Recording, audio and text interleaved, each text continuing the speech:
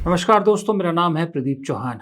बात समझनी है तो पूरी सुननी होगी। राहुल गांधी ने कल जो चैप्टर 2 खोला है वोट चोरी का, उस चैप्टर के खुलने से 2 चीज़ें बड़ी साफ हो गई हैं। पहली चीज़ तो ये है कि वोट चोरी का चुभन, वोट चोरी के तीर की चुभन अगर किसी को सबसे ज़्यादा होती है, वो बीजेपी को होती है। चुनाव आयोग बीजेपी के इशारों पर काम कर रहा है, सरकार के इशारों पर काम कर रहा है। इसका शक तब पुख्ता हो जाता है जब राहुल गांधी सवाल और आरोप दोनों चुनाव आयोग और मुख्य चुनाव आयुक्त पर लगाते हैं, लेकिन जवाब देने बीजेपी उतरती है, जबकि बीजेपी का वो नाम तक नहीं लेते। तो ये दोनों चीज़ों को बहुत पुख्ता राहुल गांधी ने कल दूसरी बार कर दिया। तीसरी चीज़ जो अहम है, जिसके बारे में ज़िक्र करना ज़रूरी है, वोट चोरी के अलावा भी, वो ये है कि राहुल गांधी ने ये वोट चोरी का मुद्दा ऐसा मुद्दा उठाया है जो धीरे-धीरे बीजेपी के गले की फांस बन रहा है। दूसरी तरफ विपक्ष इस सारे मामले में राहुल गांधी के साथ खड़ा नजर आ रहा है। मैं इंडिया गठबंधन की बात नहीं कर रहा, समूचे विपक्ष की बात कर रहा हूं। तेजस्वी यादव का ये ट्वीट देखिए। तेजस्वी यादव कहते हैं कि आप किसी की राजनीतिक विचारों से असहमत हो सकते हैं, लेकिन जो वोट चोरों को लड़ने की कोशिश कर रहा है, कम से कम उसका अगर समर्थन नहीं कर सकते हैं, तो उसका विरोध भी ना करें। ये बहुत बड़ी बात तेजस्वी यादव कह रहे हैं। सं आम आदमी पार्टी भी हालाँकि थोड़ी-सी नाराज़गी जता रही कि भई दिल्ली में जब हमने कहा था तब राहुल गांधी ने नहीं उठाई थी, ये मुद्दा नहीं उठाया था, लेकिन अल्टीमेटली मोटे तौर पे वो भी राहुल गांधी के साथ खड़े नज़र आ रहे हैं कि इस मुद्दे पर वो उनका साथ दे रहे हैं। देखिए, दिल्ली में जब वोट की गड़बड़ी हुई थी, तो ये सारी बातें हमने उस समय कही थी। छोटे छोटे घर में 25-25 वोट बने थे। हमने प्रमाण दिया था। हमने दिल्ली के अंदर प्रमाण दिया था। केंद्रीय मंत्री के घर में 33 वोट बने थे, 25 वोट बने थे, 22 वोट बने थे, 26 वोट बने थे। पूरा आंकड़ा दिया था।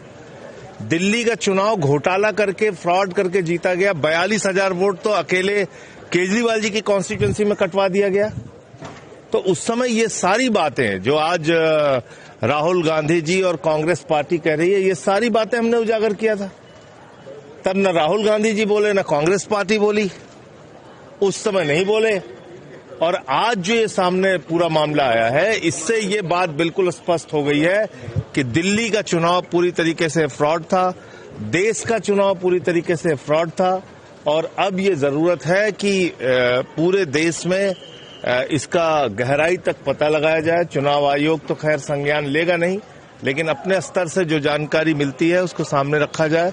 और अब तो चुनाव लड़ने का कोई मतलब नहीं है। हम लोग रैली, सभा, मीटिंग, संगठन बनाने का काम करते रहते हैं। मोदी जी अपना दूसरे काम में लगे हुए हैं, तो अब चुनाव का कोई मतलब नहीं।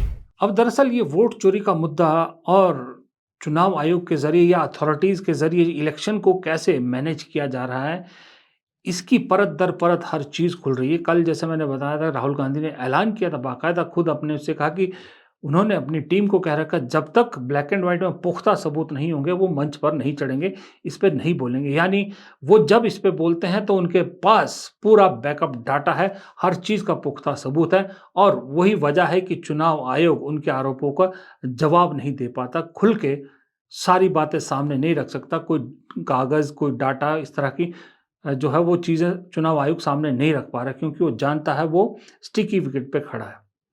लेकिन वोट चोरी तो अलग-अलग फॉर्म में हो रही है। अब ये देखिए, हालत ये है कि दिल्ली यूनिवर्सिटी स्टूडेंट यूनियन यानी छात्रों के राजनीति या छात्रों के जो परिषद है उसके चुनाव में भी एनएसयूआई को बाकायदा सड़कों पर उतर कर ये इल्ज़ाम लगाना पड़ रहा है, ये बात रखनी पड़ रही है कि इस चुनाव में भी, स्टूडेंट्स के चुनाव में भी वोट चोरी हो रही है, कि किस तरह से जो एबीवीपी बीजेपी के स्टूडेंट विंग है उसके उम्मीदवारों को जिताने के लिए बाकायदा ईवीएम में छेड़छाड़ की जा रही है।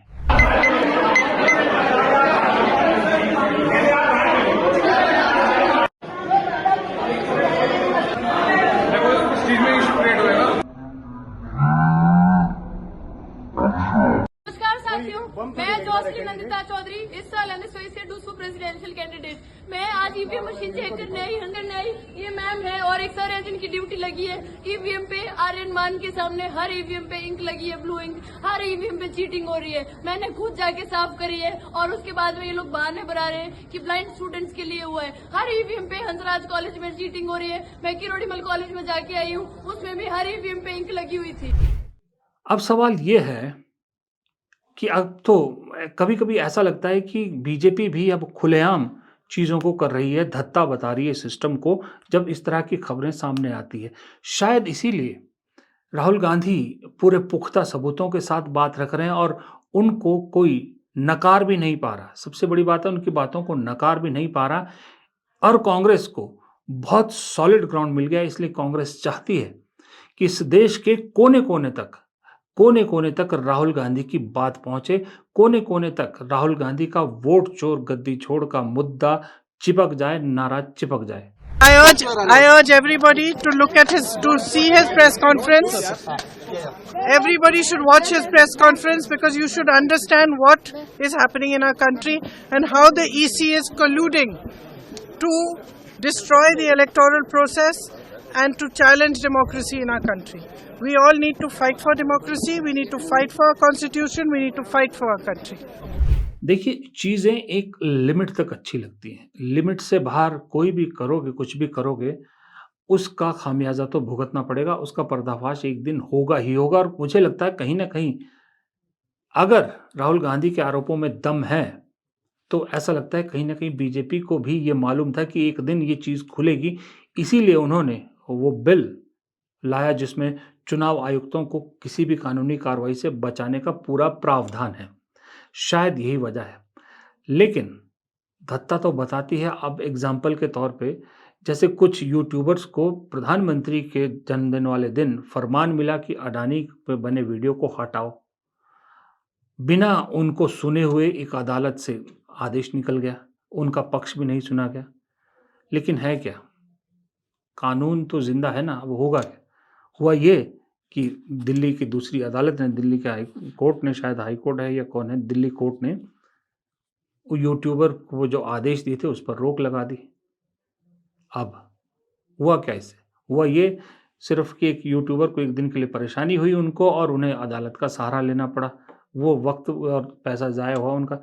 बाकी हुआ क्या? ऐसे गैग ऑर्डर लोकतंत्र में नहीं चल सकते। इसीलिए तो भारत का लोकतंत्र मज़बूत कहा जाता है कि जितना मर्ज़ी इसको तोड़ने-मरोड़ने की कोशिश की जाए, लेकिन अब तक ना कोई कामयाब हुआ है, ना आगे होगा। मुझे ऐसा लग रहा है कि राहुल गांधी इस वोट चोरी के मुद्दे के ज़रिए वो काम करना चाह रहे हैं, करने की कोशिश कर रहे हैं, जो बीजेपी के लोगों को लगता है नामुमकिन है। और वो काम है एनडीए में फूट डालना। जी हाँ, एनडीए में फूट डालना मैं क्यों कह रहा हूँ वो इसलिए, अगर आप ध्यान से देखें 7 अगस्त की प्रेस कॉन्फ्रेंस हो या कल की प्रेस कॉन्फ्रेंस हो राहुल गांधी के या पीपीटी प्रेजेंटेशन जो भी आप कहें, दोनों बारी सवाल उठे चुनाव आयोग पर, बचाव करने उतरी बीजेपी। तुरंत कांग्रेस पर हमलावर हुई, चुनाव आयोग को बचाया और गोदी मीडिया ने उसका साथ दिया। लेकिन दोनों ही बार एनडीए के घटकों में से किसी ने इस पर रिएक्शन नहीं दिया। ना चंद्रबाबू नायडू कुछ बोले, ना नीतीश कुमार बोले, ना पासवान बोले, चिराग पासवान बोले, ना अजीत पवार बोले, ना शिंदे बोले। किसी ने कोई रिएक्शन नहीं दिया। इसका मतलब क्या है? क्या एनडीए के घटकों को भी लग रहा है कि राहुल गांधी की बात में दम है? या उन्हें यह डर सता रहा है कि सही में अगर बीजेपी को अभी नहीं रोका तो कल को उनके साथ भी यही खेल होगा जो अभी विपक्ष की दूसरी पार्टियों के साथ हो रहा है? क्या इस डर से एनडीए के घटक चुप बैठे हैं कि अगर राहुल गांधी इस मुद्दे को उठा के किसी मुकाम तक पहुंचाते हैं तो वो भी बहती गंगा में हाथ धो लेंगे? अभी तो खामोशी है, लेकिन अगर राहुल गांधी, जब वो कह रहे हैं कि हाइड्रोजन बम तो अभी आना बाकी है, जब वो खुलासा करेंगे तो क्या राहुल गांधी मजबूर कर रहे हैं कि एक दिन एनडीए के घटकों को जुबान खोलनी पड़ेगी? और जुबान खोलेंगे अगर तो पक्ष में खोली तो अपने आप गुनाहगारों की लिस्ट में शामिल हो जाएंगे। यानी कि जो बीजेपी गड़बड़ कर रही है, जो बीजेपी कांग्रेस आरोप लगा रही है कि चुनाव आयोग उनके लिए काम कर रहा है, उसका फ़ायदा इन दलों को भी मिल रहा है, तो उनकी राजनीति पे फ़र्क पड़ता है। और अगर चुप रहते हैं तो भी सवाल उठता है कि भाई चुप रहने वाला यानी गुनाह में शामिल है। तो ऐसे में उन्हें बोलना ज़रूरी है और बोलेंगे तो पोल खोलेंगे। जैसे 11 साल से बीजेपी एक बंद मुट्ठी बन के बैठी थी, जिसके अंदर कोई दरार किसी को नज़र नहीं आती थी। जो बीजेपी के आसपास भटकता था वो जो है उसमें रंग में रंग जाता था उसके। लेकिन एक अमित शाह की छोटी-सी गलती कि एक कॉन्स्टिट्यूशन क्लब के चुनाव में उन्होंने 2 बीजेपी के नेताओं को आपस में लड़ा दिया और उसके बाद ऐसी पोल खुली कि बीजेपी के संगठन में या आपस में जो डिसिप्लिन की दीवार थी, उस दीवार में बहुत दरारें नज़र आने लगी। ठीक उसी तरह राहुल गांधी बार-बार ये वोट चोरी का मुद्दा उठाकर एनडीए में दरार, जो अभी खामोश है, जो चुप है, उस दरार को दिखाना चाहते हैं। वो दरार एक बार सामने आ गई तो एनडीए बिखरने में देर नहीं लगेगी। क्योंकि चंद्रबाबू नायडू हो या नीतीश कुमार हो, दोनों को मालूम है कि जब तक हम साथ हैं तब तक ये हमारी है। जिस दिन हमसे मतलब निकल जाएगा उस दिन वही हाल होगा जो उद्धव ठाकरे का हुआ, या वही हाल होगा जिसकी मंशा अभी नीतीश कुमार को लेकर बीजेपी पाले हुए, या अपना दुष्यंत चौटाला का हरियाणा में हुआ, या सुखबीर बादल का या बादल परिवार का अकाली दल का पंजाब में हुआ। वक्त रहते वो बोलेंगे, मुंह खोलेंगे तो राज खोलेंगे। जैसे मैंने पहले कहा, ये राहुल गांधी एक तरह से मजबूर कर रहे हैं एनडीए के, इसलिए एनडीए में इस वक्त इतनी खामोशी है।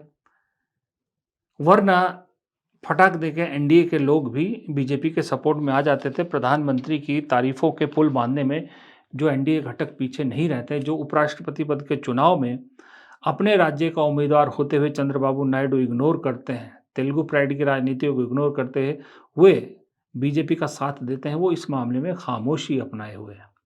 और शायद इसीलिए कांग्रेस के लोग इसको एक तरह से राहुल गांधी के साथ जोड़ने की भी कोशिश करें, जब वो इस तरह का पोस्टर एक जारी करते हैं जिसमें ये मैसेज देने की कोशिश करते हैं कि लोकतंत्र और लोकतंत्र को तोड़ने वालों के बीच में अगर कोई शख्स खड़ा है वो अकेला राहुल गांधी है।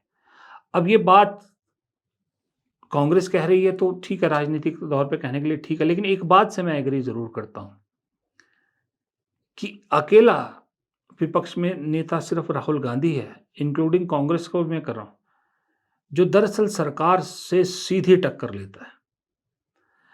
अखिलेश हो, तेजस्वी हो, स्टालिन हो, उद्धव ठाकरे हो, ये सब साइड साइड से निकलते हैं। कभी इनको सीधा मोदी पर हमला करते देखा है? कांग्रेस के किसी और नेता को हमला करते देखा है? मैंने नहीं देखा। मैंने सिर्फ और सिर्फ राहुल गांधी को देखा है। हाँ, कांग्रेस प्रवक्ताओं की बात अलग है, वो तो उनका काम है, लेकिन नेता के तौर पे अकेला वही मुझे दिखता है। इसलिए इस पोस्टर से आधे उस पे तो मैं भी एग्री करता हूँ। चलिए, खैर फिलहाल इस वीडियो को यहीं खत्म करता हूँ, छोटे से वीडियो को। आपसे शाम के वीडियो में फिर मुलाकात होगी। प्रदीप चौहान को दीजिए इजाज़त। नमस्कार।